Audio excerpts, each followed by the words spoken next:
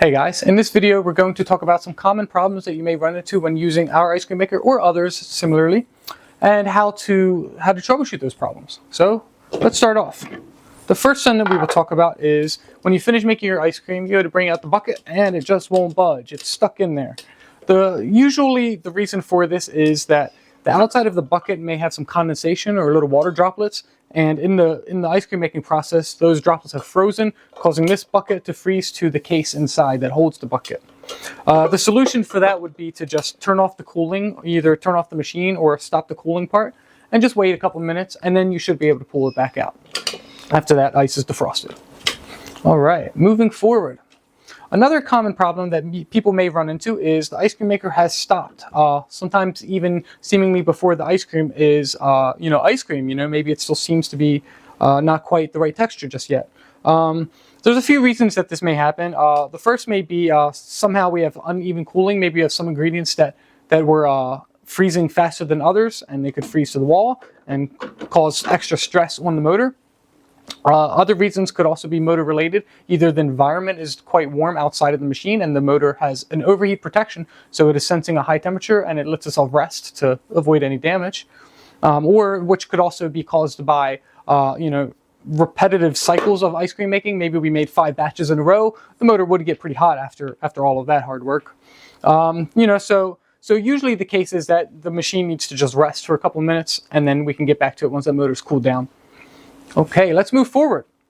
Another problem that you may run into is we go to put in our lid, and something I like to point out is that this lid does not rotate clockwise to lock, like many traditional lids, but rather counterclockwise to lock. And you can see that there's indicators on the lid here.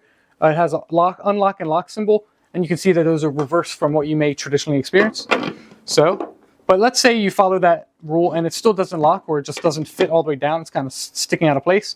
Oftentimes that is due to one of these two parts are not fully seated in their proper position. So starting with the bucket, we can see here that there's a little notch where the handle holds onto.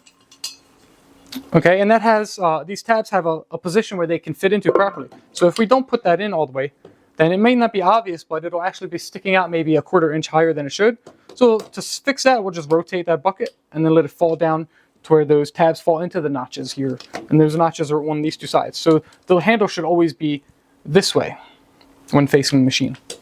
Okay, and then once that's all the way in, similarly, that you could also have a very similar problem with the mixer here.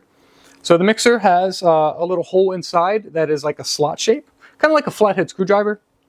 So if this doesn't go straight down onto that, it may be sticking out again, maybe up to a 1/2 inch too high, and then that would also be too high for the lid to go all the way down. And the solution for that is just give it a little spin, and then it'll fall down into place. And you'll know it's all the way in place because the lowest part on that mixer will actually be pretty much right up against the bottom of that bucket. Okay, this one's pretty easy though. Most of the time it'll just fall into place on its own. Okay, and then once both of those are all the way down, then we can lock that lid into place. All right, finally we have 2 more common problems that you may run into, and their causes and solutions. They're both related to the bucket. So the first one would be that the bucket either is not really going in all the way, or it's kind of getting stuck. It's seems uneven. The cause for that may be that somehow the bucket has become bent or dented or kind of smushed and lost its shape. Right? It's very solid. It's very sturdy. But if that were to happen, it could cause, a bulge on one side where it would just, lose its shape, and it's supposed to be a tight fit. So then, the solution for that may be possibly you could reshape it with your hands or a tool, but realistically it may be needed to replace that bucket. And then finally, also related to the bucket, sometimes this mixer here, you may notice that at a certain angle inside, it's kind of getting stuck, or it's always rubbing the wall at one specific position.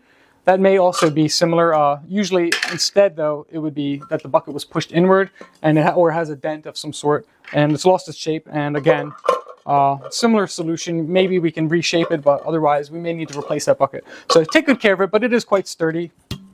So there you have it, guys. Those are some of the common problems we might run into, their causes, and of course, their solutions. Thanks for watching.